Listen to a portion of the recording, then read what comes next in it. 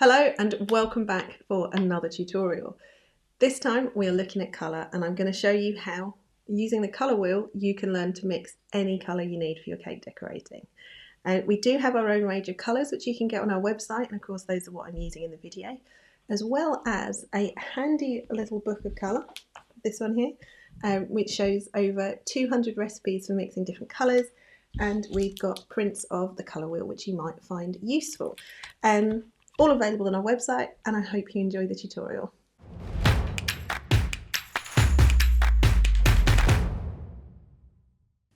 So, colour. All begins with a colour wheel. Thank you, Dan. So this one here, I have in fact got two colour wheels. If you've seen me do this before, if you have the little book of colour, more on that momentarily, you will know that what I am about to say is that this colour wheel is a traditional sort of painter's colour wheel based on red, blue and yellow. This is not the one that I use, even though it's what you'll have been taught in art lessons. And the simple reason for that is that if you use a wheel based on, if I turn it that way, it'll be sort of the same, magenta, cyan and yellow, you get a lot more colours, because you will notice that in this one here, what's missing is bright pink and bright blue. So in other words, the magenta and the cyan. So this is what your printers do. So when you buy ink for your printer, and it will say CYMK, cyan, yellow, magenta, and the K is for black. There's a reason for it, and I can't remember what it is. There's a reason the black is K. You can use all of these colours. You can take your bright cyan blue and mix in a little bit of pink or purple and you will make a royal blue. But there's no way that you can take a sort of royal blue and do something to it to give you that bright cyan. Similarly, you can get from bright magenta pink to sort of red tones up here, but there isn't any way that you can take a solid red and turn it into a magenta pink. Which is why we go for a cyan, magenta and yellow one.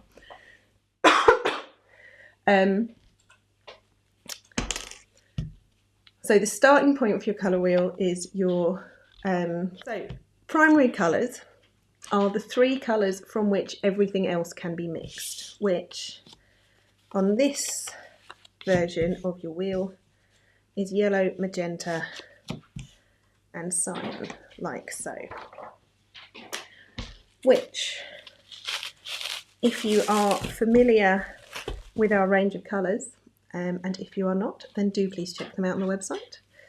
Husband may well post a helpful link at this point. What do you want, sorry? Just a link to the colours. The colours generally? Yes. Yeah. You will know that we have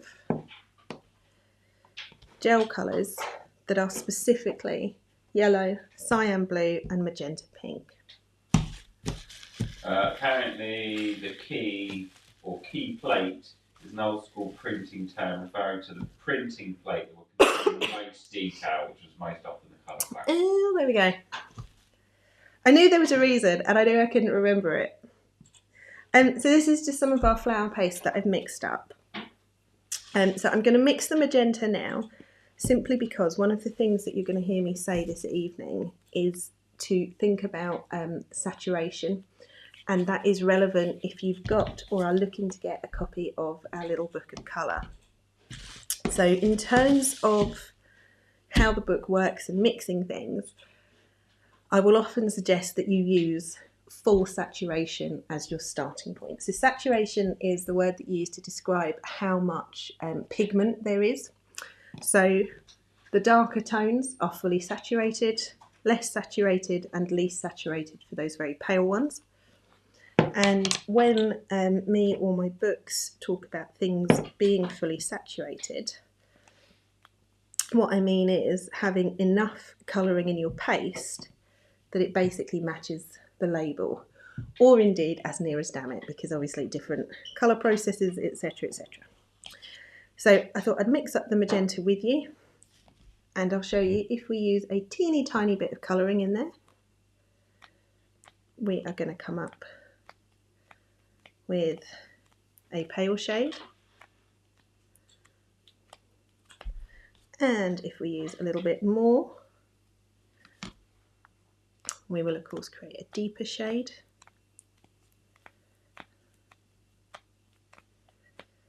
Like so.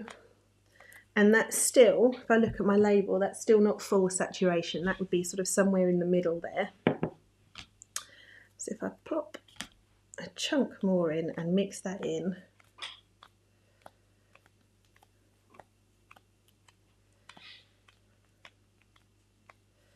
you will see that we now have a bright pink that matches the pot. So the reason that your primary colours are special is because from those three colours you can mix pretty much any other colour. So the first ones you can do is what are called secondary colours, which is the middle point. So magenta and yellow will make orange, cyan and yellow will make green, and then cyan and magenta will make purple, and I can just show you that very quickly. So Annie, yes, you can if you're going. So if you're going for full saturation, yes, you can overcolour. So here is just some blue and yellow, which as you see has made some green. So still add your colour slowly. There will be a point when it won't get any darker, and that's when you want to stop, basically, just to avoid ending up with that sort of sticky mess of paste that has, or indeed buttercream or anything else that has got too much colouring in it. So here I've got some blue and magenta, which will mix to make purple. And I'm just going to give my hands a little white, because if I mix up to make orange now, I'm just going to make a mess. So I've got a colourful but ratty looking, right, write down dusty blue for me. Joanne, I will show you how to make it. And that is the beauty of this process, that if you learn how to mix colours and how to use the wheel to help you, then you can make anything without necessarily needing a pot of colour that says it is what you want. Yeah. So then we've got some yellow and some magenta, and that is going to make us some orange. And actually I'm going to pop a bit more yellow in there, because obviously the magenta is a stronger colour than the yellow. I don't know how else to put that.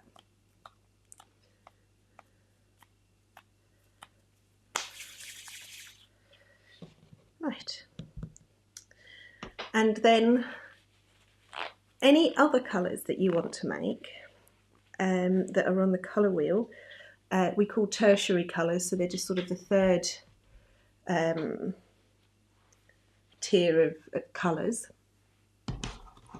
So if you were to mix yellow and orange, you're going to end up with your sort of golden yellows. If you were to mix green and yellow, you're going to get your limey greens. If you mixed green and cyan, you will get all your teals. If you mix your cyan, blue and purple, you're going to get your sort of royal blues, so the blues without those sky sort of blue tones. Purple and magenta are going to give you your sort of plummy reds and purples. And then last but no means least, magenta and orange are going to give you all those sort of red-orange colours. And I can show you one or two of those just for proof, if you like. So if I do some blue and some more green, this should end us up with a nice sort of tealy tone.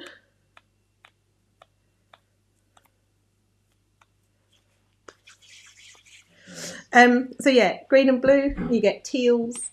If we do, say, some yellow with, I'm just going to do a little pinch of orange so you can see a little tiny bit. And mix those two together, then you can see that we get that nice sort of golden yellow tone. So you get the idea in terms of mixing colours. So bear in mind as well, I've just said actually, because Lizanne says, can you get a colour wheel from anywhere? Well, there are two things that I should tell you about this evening. So first, of course, is our colour range. I'll come back to this in a minute, but this is my little book of colour, which was the second one we did, and it is full of everything to do with how to mix and make colours, which Chris can find a link for you. For the book. For the book. Some detail before I give anybody the book. Which comes with a little postcard, and we've also got a poster of a colour wheel that's got your primary, secondary and tertiary colours on it as well. And those we put 20% off. So if you buy either of those on our website and use the code ColourBook20, then it will take 20% off. There you go. That was just, it should have appeared in the screen here-ish for you. We were almost a little bit organised this evening, weren't we? So yes, those are available on our site. Immaculateconfections.co.uk, just in case. Thank you guys for the praise for the little book. I will come to that and explain how it works and everything. So the one thing to remember in terms of using your colour wheel is the saturation thing. So say, for example, with this tone here, with our tealy colour, we actually wanted something paler that is a little bit more Tiffany box-esque. Remember what we were saying about saturation, which is how much pigment. So I took a bit of my teal with a lump of white, and you can see that that now gives us a colour that is more sort of there-ish on that wedge, if that makes sense. So you can use the colour wheel to guide you. So if you are wanting to make a shade of lime green, say, in fact I can use the pots of dust. So let's say if we were wanting to make this sort of colour, so it's sort of, actually that's a really bad example for reasons that will become clear. One moment, caller. Oh, now I've spilled it everywhere. Oh no, there is destruction happening that you guys cannot see.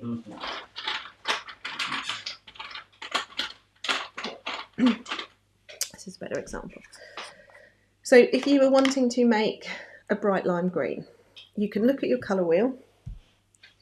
So this, for example, and you can say, right, so it's a green, we know it's a green, so it's going to be somewhere down here. It is yellower than green, so it's not going to be on the blue side, it's going to be somewhere on the yellow side, and you know that you're going to want to do some sort of combination of green and yellow to arrive at that bright lime green as opposed to a green. Does that make sense? And that's sort of how this basically works, that for any colour you're trying to make, you want to look at your wheel and think to yourself, okay, what is it? It's a warm yellow, not a cool yellow.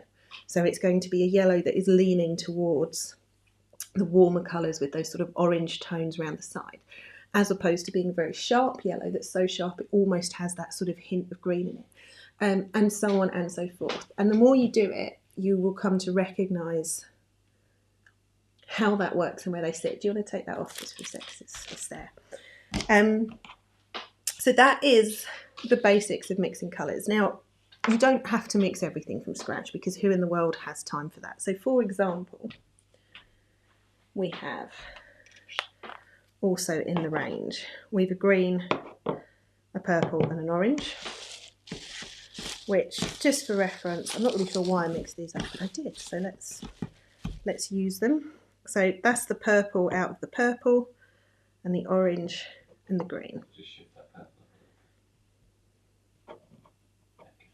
purple. And then we can go one step further than that. We've got all sorts of colours. So we've a red, We have a burnt orange, which sits sort of somewhere in between the red and the orange, because that's a really nice colour.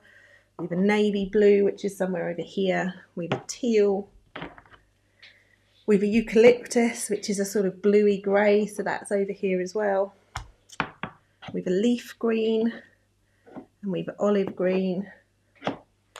We've got ivory gold, and then we've got a sort of vintage pink. So it's not to say that you are going to mix every colour in the world ever going forwards from just the magenta, the blue and the yellow.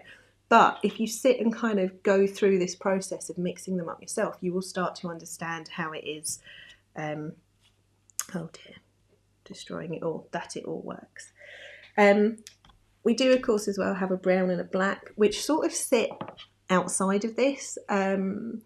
The things that I will say about those is that, so adding a little bit of brown.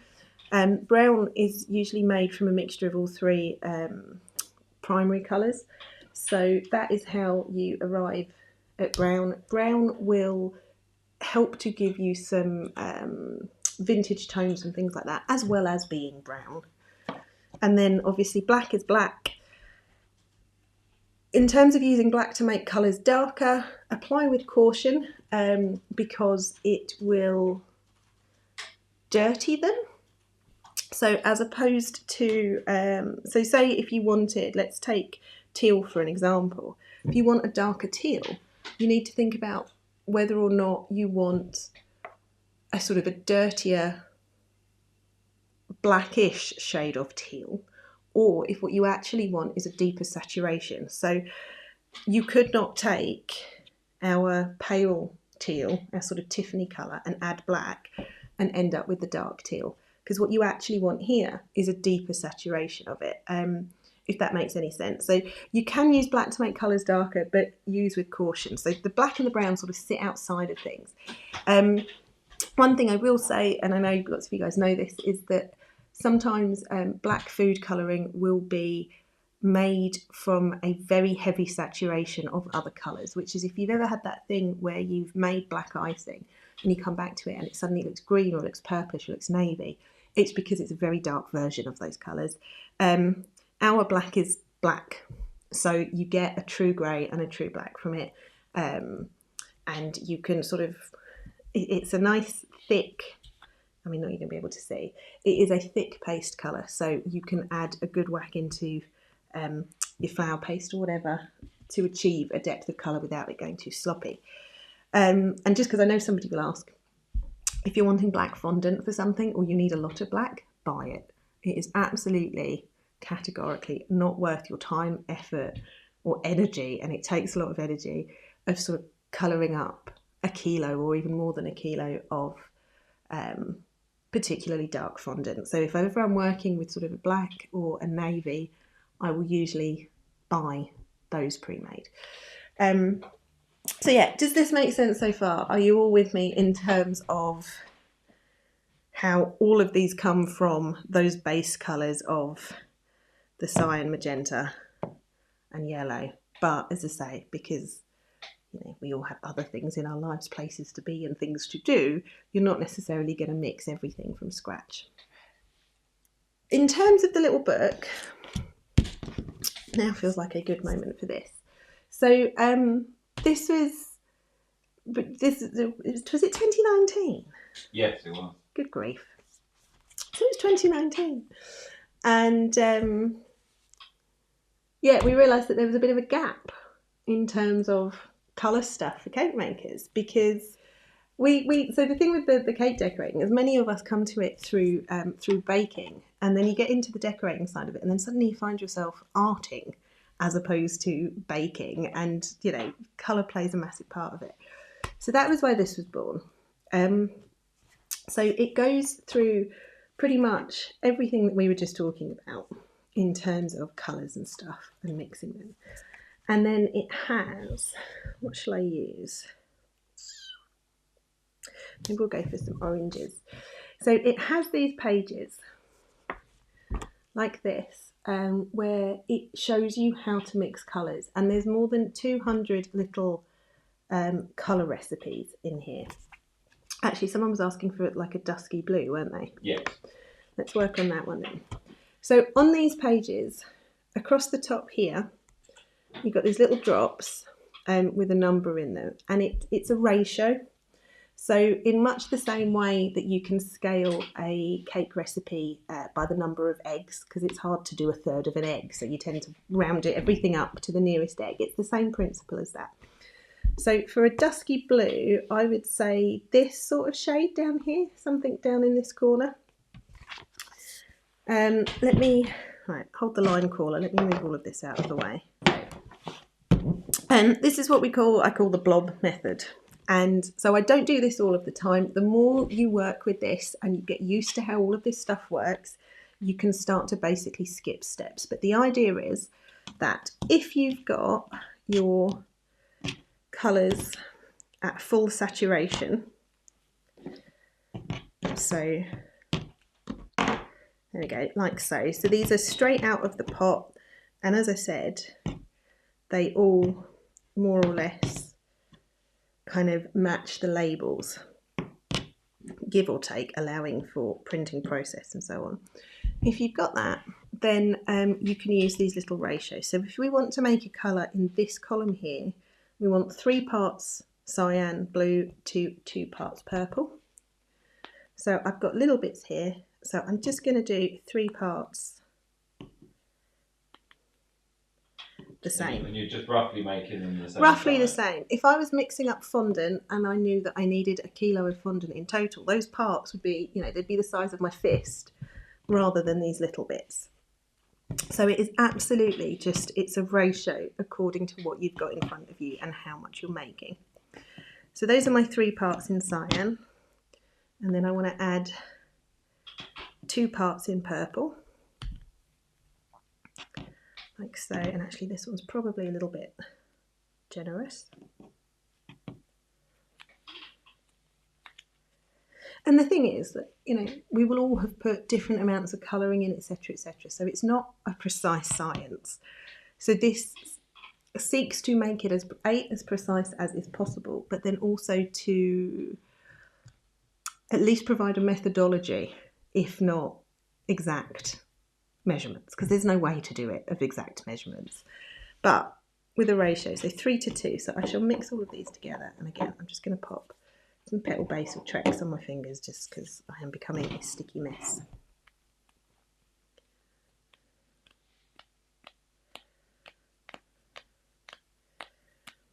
And then hopefully what we have here,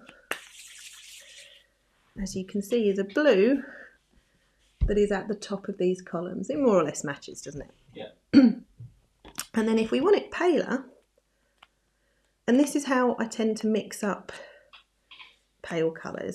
Right, sorry, 1 second, I just need to clean my fingers again. So we want it paler because we want this sort of dusky blue.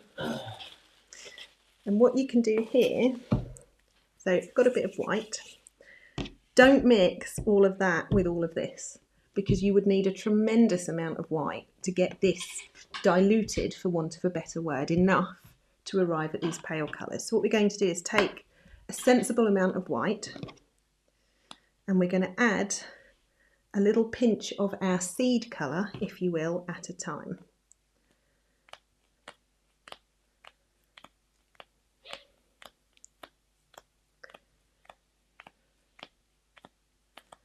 And that is how you get those paler colours. And of course, if we added a little bit more, we'd sort of end up the column there in the middle. And does that make sense? Because I think all of that is explained in the book as well. It is actually. Do you know what? We do sometimes get, I don't understand how to use it. There is literally a double-page spread entitled "How to Use This Book." So yeah, that is how those droplet works. It is all about the ratio. And it will be true whether we are talking in terms, like I said, little diddy blobs like that for flower paste, great big fistfuls of colour fondant for maybe mixing up sugar paste to cover cake. If you were doing buttercream or royal icing, just mix up little pots, and then you can do equal sized teaspoons will arrive you at the same place, and so on and so forth. So it's very much a ratio. And somebody had said it there that they use it for their art stuff as well. This is true for everything. It's not just cake colours. This will apply to paints, to quilting, to anything where you are trying to sort of mix and match colours to arrive at a point that you want. Now, there was here we go. So Faye said that black deadens things, and that is actually the perfect word. So if you wanted your blue to be, well, we can try a couple of things with this. So actually, I should have mixed up some more, but anyway. I don't know why this finger in particular is being so very sticky. Particularly Yeah. So if I take one of those bits and I pop some black in it,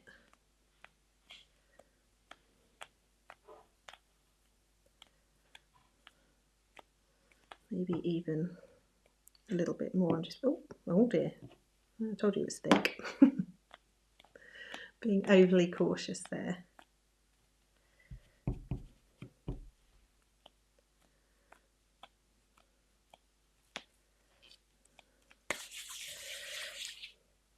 You can see, let me roll this out so that you can actually see it, because I've ended up playing with the tiniest bits here, which isn't terribly helpful. Right, so that has the black in it, and that one doesn't. So deadens is the perfect word, because oftentimes I find when I'm talking about all this colour stuff, I run out of adjectives to describe things.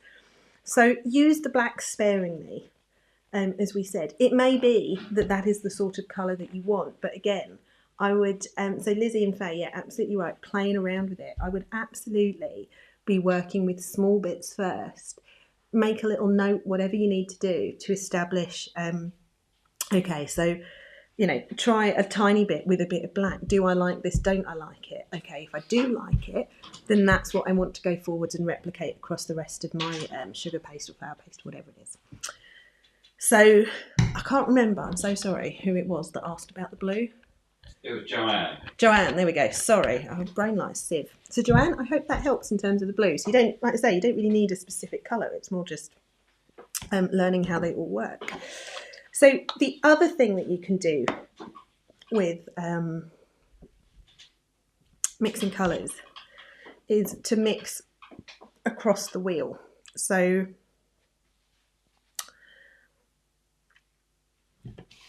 they're called complementary pairs. I'm going to use my little chopped up wedges again to show you.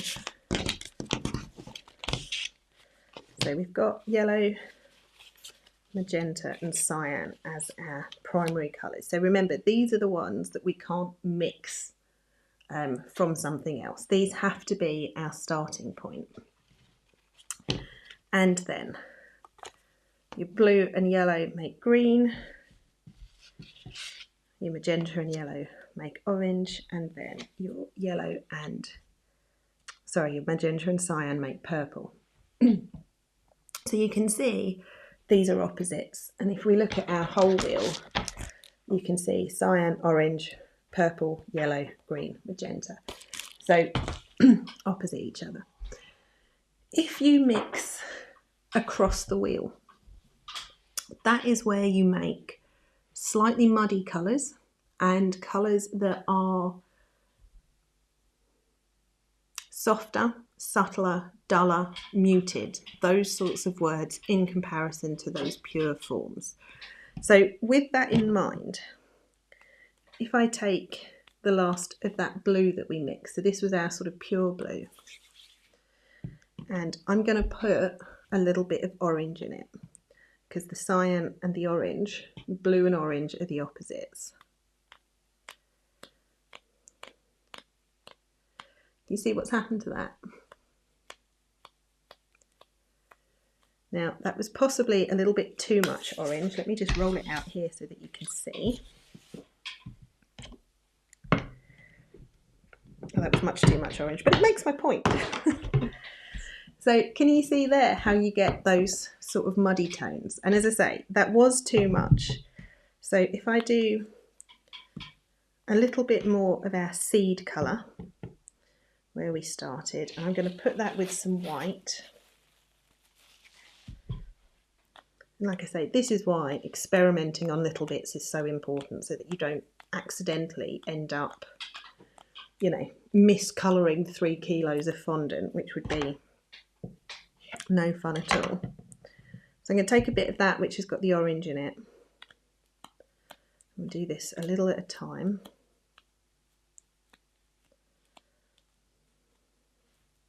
Sticky mess. In fact, let's have a little bit more orange.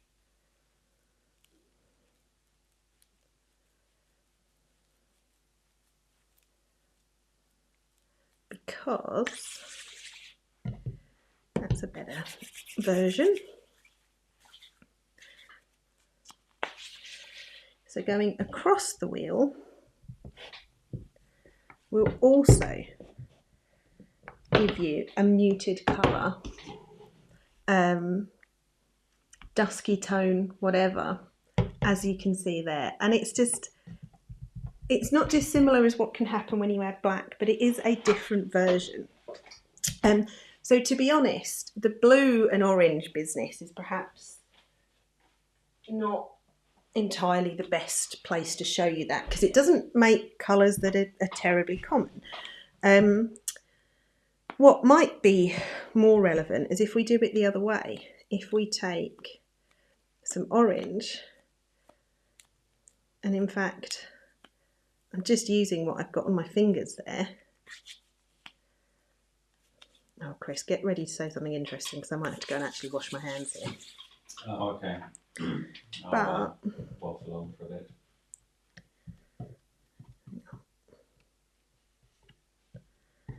let me move that and that out of the way and just show you. So that is orange with a little bit of blue in it. Even just that tiny bit, and it was literally just what was on my fingers. Can you see how it's taken the edge off the orange? It's not quite as vibrant. It's not, yes, it's not as vibrant, and it's not as in your face. So that's where that teeny tiny bit of mixing across the wheel can really, really make a difference to that. So one place where this across the wheel business is always very, very useful is with your greens, right? So let's say we want to make, so the olive green, I will show you how it is that we would mix that colour from scratch if we wanted to. So we've got green, we've got yellow, because we want to make something limier. Like so. But that, of course, is in fact an outrageously bright lime as it currently stands.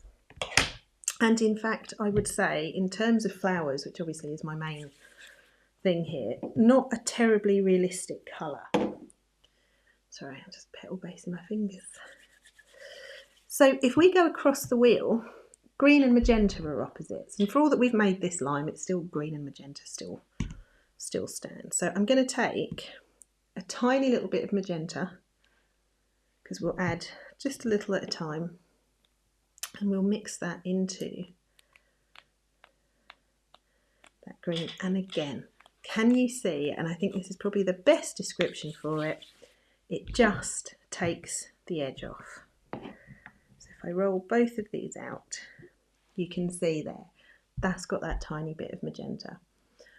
So that is where mixing across the wheel is where all of those toned down, slightly muddy, but often more realistic colours live. And it's true for all of them. So if you want to make a mauve, think sort of like mauve, as opposed to lavender or lilac, but a mauve, a more muted colour. Purple, teeny tiny little bit of yellow in it. Yes, I was right. Purple, little tiny bit of yellow. If you want to make a pink that is pink but not fluorescent almost, if you know what I mean, again, teeny tiny bit of green. So it just works backwards and forwards like that. And in the wee book, that's what this second page is. So I've called these more like the complex colours, and you can see where it said blue with a little bit of orange. Or again, if we look at the greens here, green plus a bit of orange, bit of magenta, bit of brown, etc. These don't have those ratios because it is a lot more of a try a tiny bit and see how you get to the colour that you like. So that is about it for the basic bit, but I know we had a question about purple. We did. So purple is one of those colours that, in terms of edible colourings that are available in the UK, purple is always a touch on the duller side, and it's just to do with the dyes and colours and so on that are available. So this is our purple. It is quite purple. Yes. If people want purple, I will often suggest that you do purple flowers, because then you can use craft dust, so non-edible, non-toxic, don't do any harm. They're on flowers. Flowers aren't going to be eaten anyhow, so it's okay. Because then you can get some rather brighter purple tones achieved. But yeah, that would be, so that's the one out of the packet. And of course, in the same way as we've been doing, and by out the packet, sorry, I mean out the pot there, dependent on the shade of purple that you're after, if you sort of mix with some magenta there, we can make more of a, sorry, I've got a lot of things on my desk all of a sudden, more of a plummy purple, like so. And then of course, just for completeness, if you were to take either of those colours, but let's just do it with the purple there, and do a smaller amount with your white, then we will get some nice lilac-y tones, like so, which again, if you wanted a slightly pinker hint in there, you can pop a little bit of magenta in. And you know, this is a very pretty lilac-y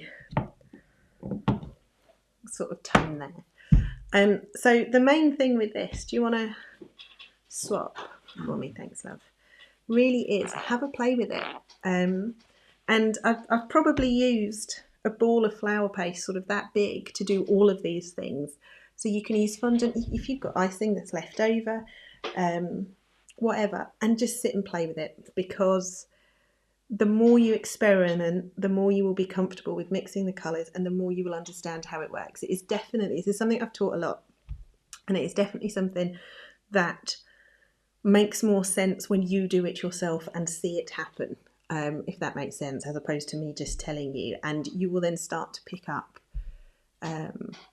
just how it works and how you can use a colour wheel to work things out and stuff, and just become more comfortable. Like anything, practice, basically. Practice and having a play. So in terms of making a sort of tan colour, it is a dulled down orange tone would be the starting point. So this one here is kind of tannish, and that was our blue and orange mixed together. So it's going to be some version of that. So less blue. Yeah. And potentially more orange, etc., etc., to play with it to arrive at that. You may find if you want a deeper tone to that, you might want your starting orange, you actually might want it to be a bit redder to begin with, so it is more like that kind of colour, and then you're going to use the blue to mute it. And that would be, so tan as well would be one of those colours where it would be worth experimenting with a bit of brown in there, because tan is also sort of pale brown. So you could well take brown as your starting point and then look at it and go, actually, right, let me look at my colour wheel here. What I want is my tan to be a bit yellower, and I could add some yellows or some yellow oranges. Or you might look at it and go, what I want is my tan to be a bit richer, and you would look at adding some reds or some pinks to it.